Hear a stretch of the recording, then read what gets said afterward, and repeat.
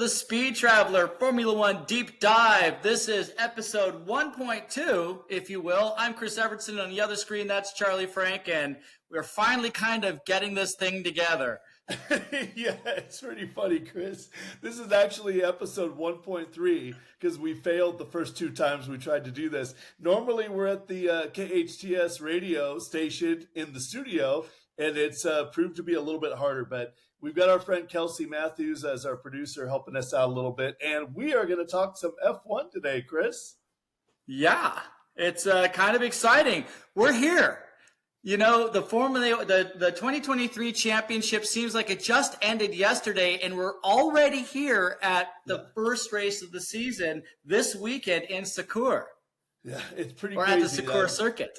Sakir circuit in Bahrain, and they had the practice session, spring training there last week, and I don't know if it really divulged anything because you just don't know who's sandbagging and who's not sandbagging. So, what do you think of preseason testing?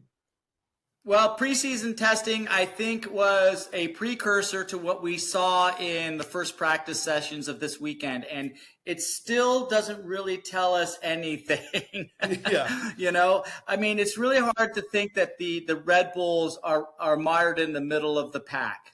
Yeah. And also, you know what, before we get down that road too far, Chris, we should give people a bit of our background. We've had a radio show on and a podcast called the Speed Traveler Road Show where we talk classic cars, and we also talk about Formula One. And that's been going for about 6 months. So F1, we got a lot of requests to just do F1 content. So the Speed Traveler Formula One Deep Dive was born. Yeah, kind of cool, isn't it? I mean, it was really the Las Vegas Grand Prix that really kind of fueled the fire to kind of do an F1 exclusive program. So I'm really glad that we're doing this. And, you know, it's going to be an exciting season. I mean, everyone's kind of calling a Red Bull four-peat. But I don't know. I think it might be a little bit closer this season. Yeah, no, I really do think it's going to be closer. I'm not just saying that because what's great about us is you have a voice that's disconnected from the Formula One management team. You know, so those guys, like it or not, they kind of always have to say it's going to be a close season because they want people to tune in. It's going to be a close race. We don't have to say that. So it's actually pretty cool because you get a fresh perspective and one that's not biased. But despite that, I think it is going to be a close season. Yeah, I mean, we're kind of jumping into this coming season without looking a little bit back at last season, you know, and maybe if we kind of look at how the teams fared last season, we can get a better view of what's going on this coming season with the first race. Just 48 hours away? Yeah. And for those of you that are here in the States, we just double checked. We got about 5 different times that the race was going to start. It is going to start, we just checked ESPN, 7 a.m. Pacific time, 10 a.m. East Coast time in the States. That is the official start time. But yeah, Chris, let's talk a little bit about last year's results. And maybe we go backwards from the lowest placing team to the highest placing team. And it pains me just a little bit to talk about the lowest placing team as Haas F1. Yeah, it is kind of challenging to have that conversation, especially when we saw such great flashes of brilliance in qualifying, you know? I mean, I think, you know, while Gunter was still on the team and even with the changes that they made in between everything, they kind of progressed backwards in the race, you know? How many times was Nico Hülkenberg in the top 10 in Q3, you know, having some great results and then just sliding backwards? And unfortunately, I think the news going into 2024 is not going to be a whole lot different. Yeah, it is sad but true. And you're right. Hülkenberg did quite well in qualifying. He made a lot of qualifying threes. And just for some reason, once the green flag fell, they just didn't really have much pace. You know, they didn't have much. Right, and I think the same is going to hold true for what was the Alfa Romeo Sauber team and is now the Kick Sauber F1 Stake team. I don't know what the team name is now. There's so many different variations. There's another team with that same problem, and I don't think they're going to fare a whole lot better either. Yeah, it's I really don't. I just looked online right before we went live, and I saw it as Stake F1 Team Kick Sauber. So that's Team the Kick way they're Sauber. saying. Okay. Yeah, Team Kick Sauber. Yeah, it is a bummer. I don't see them. I don't see them getting any further up the grid this year. Sad but true. I just don't see it. The competition is just too tough in Formula One now, and they would have to have a substantial influx of cash or something, I think, to get any higher than ninth this year. So I mean, maybe they get eighth, but it's got to be a little depressing for that's the drivers. That's gonna require a big drop off from Williams, right? Because I think RB2, for lack of a better name, the Visa Cash App RB2 team is going to be a lot quicker this year, and they did not show very, very well last year as the AlphaTauri team. So I think I think the battle for the bottom three places are between Williams, Haas, and Sauber. Unfortunately, those are the three teams at the back of the pack right now, for my mind. Yeah. And the Visa Cash App team, that was they've already had a good practice in Bahrain. I saw Daniel Ricciardo was at the front or at the top, correct, in FP1. Yeah, in free practice 1, he did post the fastest lap, and it was a nice lap. I mean, the times definitely went down in free practice 2. But you know what? On a green track, I mean, the track was very, very sandy. It's going to take a long time for the cars to really rubber that track back in again. Even though they were racing last week or driving last week on this exact circuit, the windstorms and the sand just wash all that scrub, all that rubber away. So they have a very, very green track on FP1. Yeah, they really did. But, they've shown flashes of brilliance. Ricardo at Mexico last year, he was legitimately in the top 5, including the race. I think he finally ended up 6th, but he was in the top 4 all day long. I mean, it was really exciting to see that, and I hope there's more to it. Daniel Rick's one of the best personalities in the circuit or on the tour, and I hope that they have a little bit better luck this year. But let's move on to. It's also an amazing looking livery. I think the RB2 car is really kind of a nice looking car. Yeah, I'm a little distracted, by the way, because I'm able to watch FP2 in the background over your left shoulder. But let's move up a little to 7th from last year, and that was the Williams team. And, Williams made a big step forward, didn't they? They did. They moved forward, but I don't think that's going to be the same case this year. I think the battle for, again, I mentioned it a moment ago with from RB2 is going to be too much for Williams this year. They are going to be battling for the best of the rest in the top from 8th on back. They're not going to break into the top 7 again. It's a shame because we were in Las Vegas and. The Williams team did quite well. Logan Sargent, they were both in the top 10 in qualifying, and in the race they just had nothing. They just fell back. So sad. I appreciate the effort the drivers are putting into that vehicle, but they definitely need better tools to play with. Yeah. Let's move on to the 6th team in the Manufacturers Championship last year, and that was the Alpine team with Ocon. I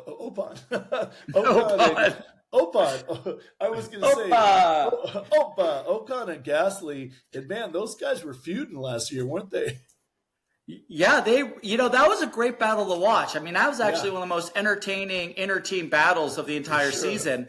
And it was, so that was exciting to watch. And it's always great to watch those when the like cars are racing each other and they're having a good race. That means you have some good parity in those drivers. So that's exciting to watch. So I'm looking forward to seeing more of that. Yeah, I'm curious. I mean, I don't know that they haven't really shown any particular brilliance in the first few sessions of the season.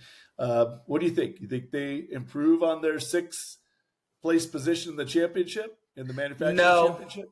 I really don't. It's going to require too much, again, of a fall off with some of the other teams. Again, I think, honestly, again, this is another team that the RB2 team could theoretically leapfrog in the Constructors' Championship. And just in front of them with the Aston Martins, I don't see them slipping backwards at all. I mean, Lawrence Stroll has made it very, very clear he wants to win a world championship. And I know he wants to win the Drivers' World Championship more than he wants to win Constructors World Championship, but they're still going to, do a better job than the Alpine. Yeah, and if you haven't seen the new season of F1 Drive to Survive on Netflix, it's out now, and the first episode is all about Lawrence Stroll and Lance Stroll and Fernando Alonso. It's really quite entertaining. Very entertaining. It is definitely worthwhile watching. I mean, it's one of the reasons why the fan base has gotten so huge for Formula One. Outside of people that are really in the motorsports, it's drawn in the drama and the intrigue of everything that goes on around the tracks. Including some of the private stuff of the drivers and the team mechanics and everything like that. It's pretty cool.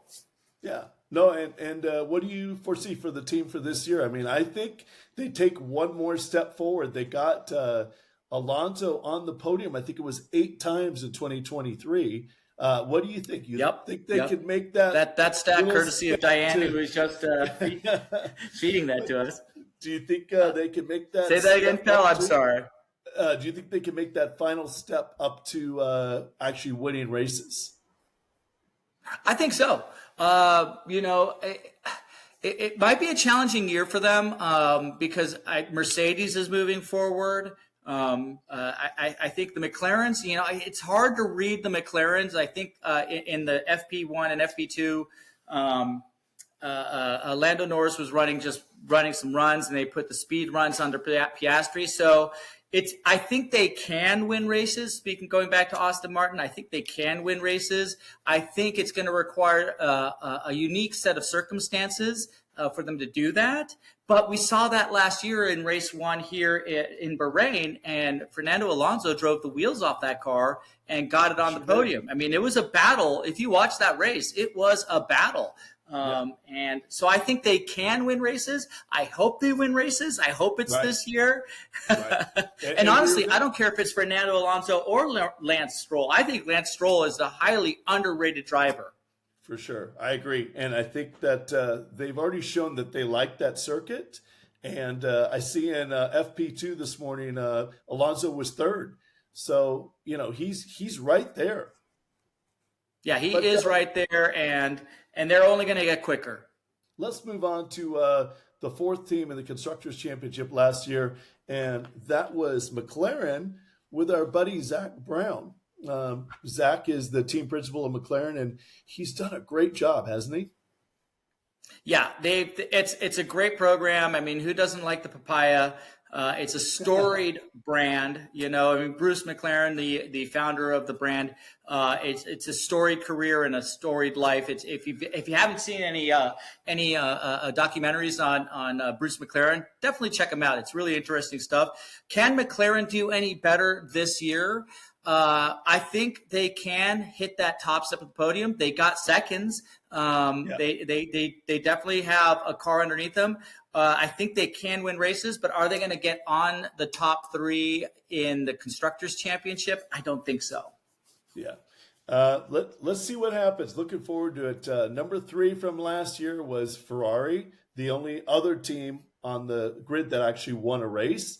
And pretty crazy stuff going on with Hamilton moving over to Ferrari in 2025.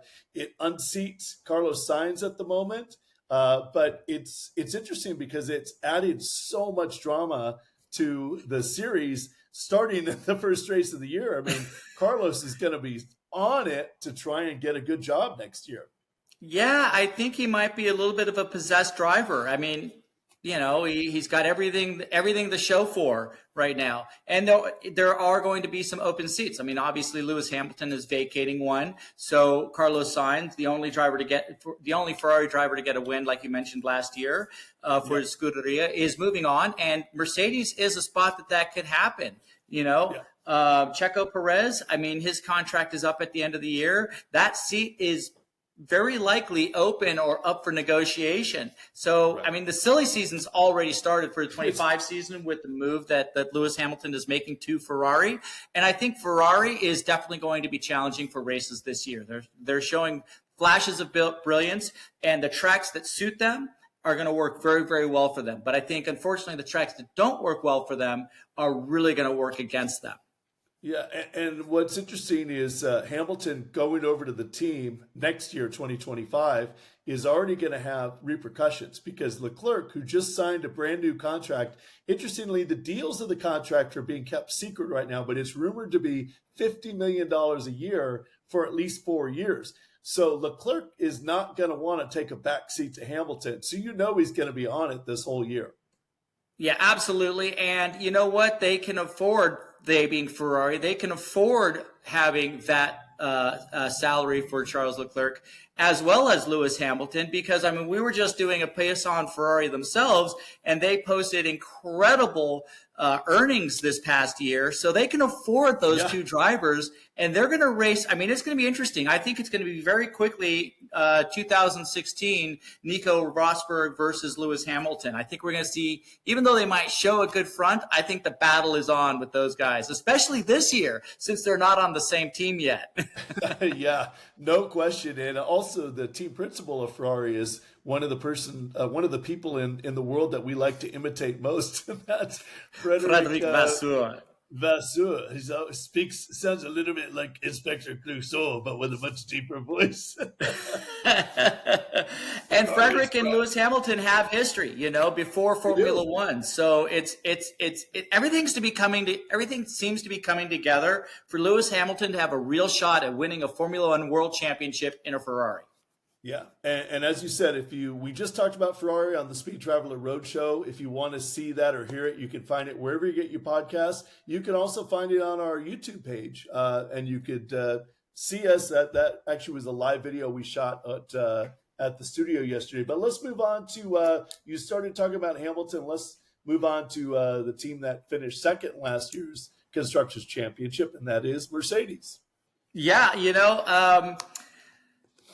I don't know how strong they're going to be this year. It's going to be, I mean, as a car. I mean, Lewis Hamilton's going to give everything he has to bring that car to the front step. George Russell has a lot to prove. His season last year could have been better from a driver's perspective. They will be battling for wins again. I think the front of the race is going to get a little bit tighter. They're definitely going to be on the podium. It's going to be challenging to stay in the top three in the championship. Again, there's going to be a lot of push from other teams that are going to address their ability to physically stay there. I mean, McLaren can leapfrog in there. Aston Martin can leapfrog in there. The battle for the Constructors' Championship is really going to be tighter, I think. Yeah. So, well, that is, my friend, where I think you are wrong this year. I think Mercedes, with the amount of money that those guys spend, I mean, they spend a lot of money. I think they're going to be a little bit closer. And we saw on FP2 this morning that the Mercedes were 1-2. So I think they're going to be a little bit better this year. But, you know, it is hard to say. We're looking at FP2 times right now. A lot of teams are running longer runs. And so then we end up looking like horses' asses later.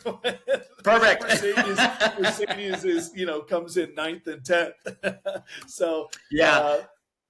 But yeah, let's talk a little bit about Russell. I think he's got to feel pretty good about Hamilton moving on because it's going to be his team essentially. Yeah, but who takes that seat?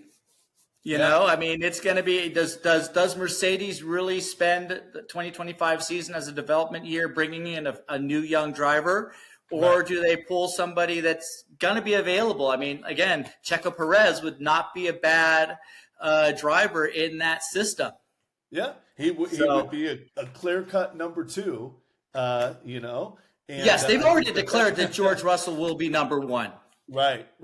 But if Sainz goes over to Mercedes, let's see what type of year Sainz has. He could go to Mercedes as well. I wouldn't be surprised at all to see that. But all All right. Well, there's only one team left we haven't talked about, and that is the all-conquering Red Bull team with Max Verstappen and the aforementioned Carlos, or not Carlos Sainz, Perez, and Checo Perez. Checo Perez, yeah. And so, what do you think for this coming year? Is anything going to change? No. Okay, that's pretty simple. They're going to crush it. I mean, I think there will be some tighter battles here and there, but I think everything we've seen in the news, and I think it actually was just confirmed this, everything we've seen in the news has been a bit of pomp and circumstance. There's no way Chris Horner was going to go anywhere, and there's no way Adrian Newey is going anywhere. I mean, if Chris Horner left, Adrian Newey would leave. But there's no way that Ford or Red Bull are going to let a little ripple of news dissuade them from having them at the helm of this team. Yeah, and if you've been, I don't know, living on a different planet and haven't heard yet, there were some allegations launched, I guess, towards the team and Christian Horner on inappropriate behavior.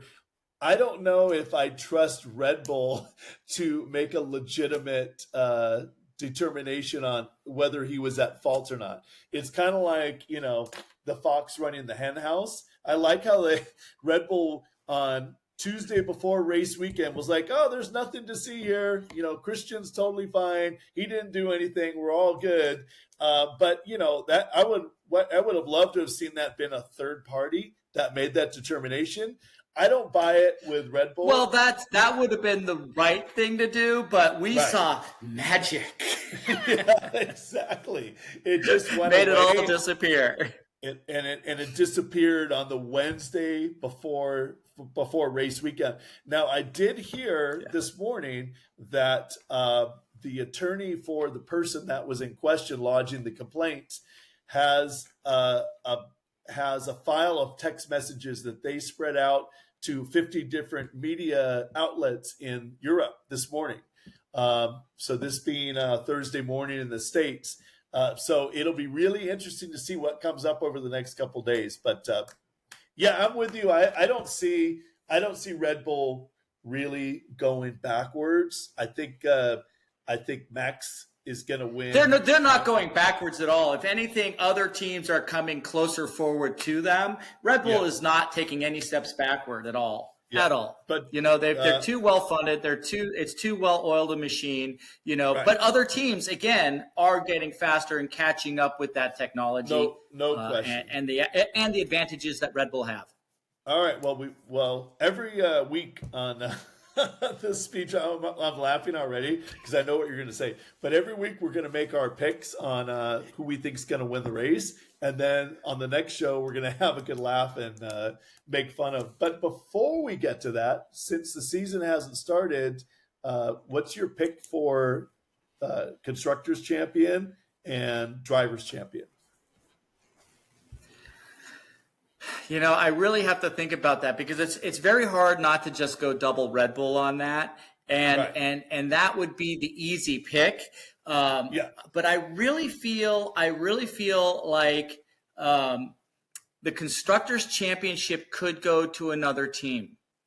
And I say that because really I think there might be more contact this year than we've seen in previous years at the front of the race.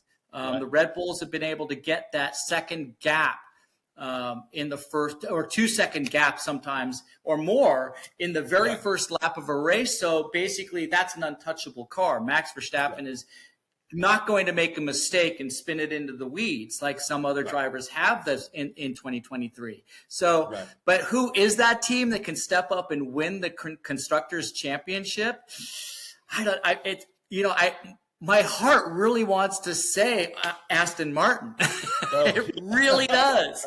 Ferrari.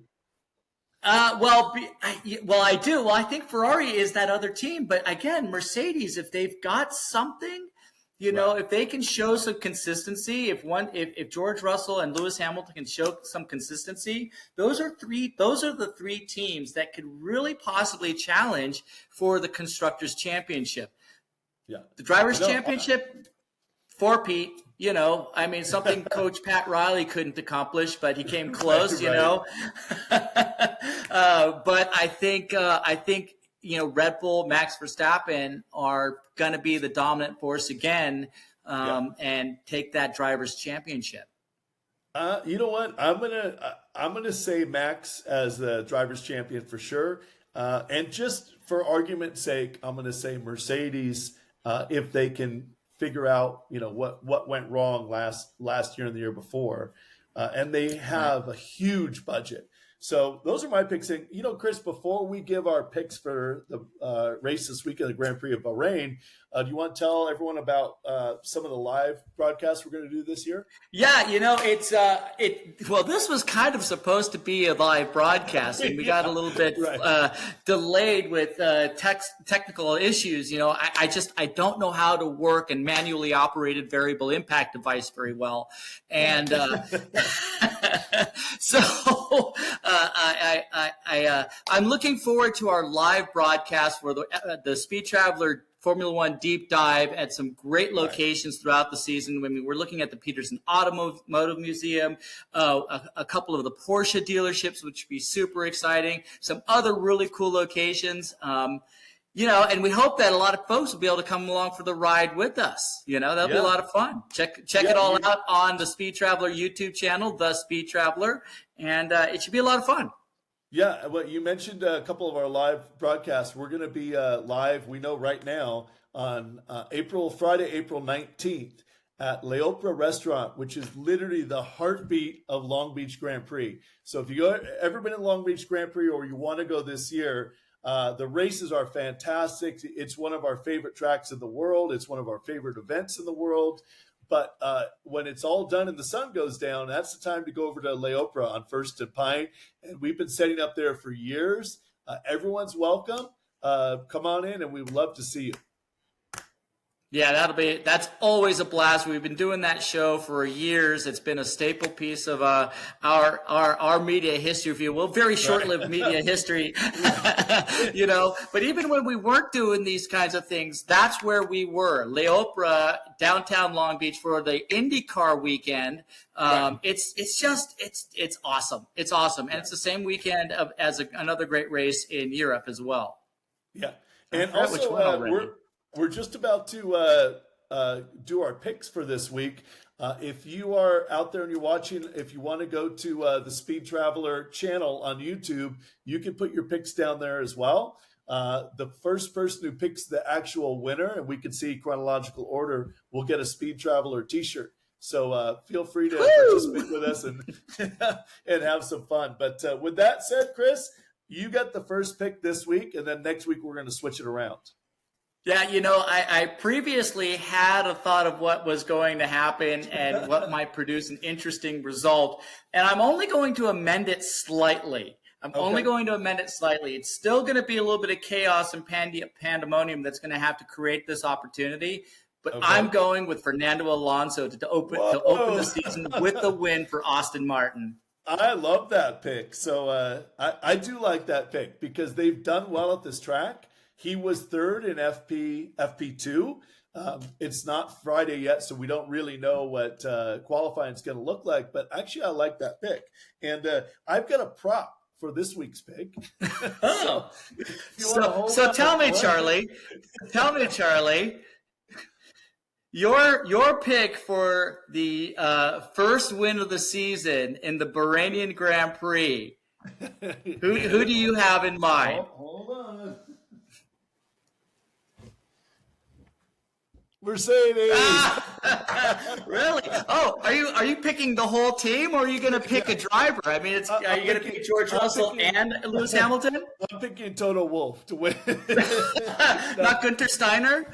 Not Günther Steiner. But you know what? I am going to pick Lewis Hamilton. I think he has a chip on his shoulder this weekend.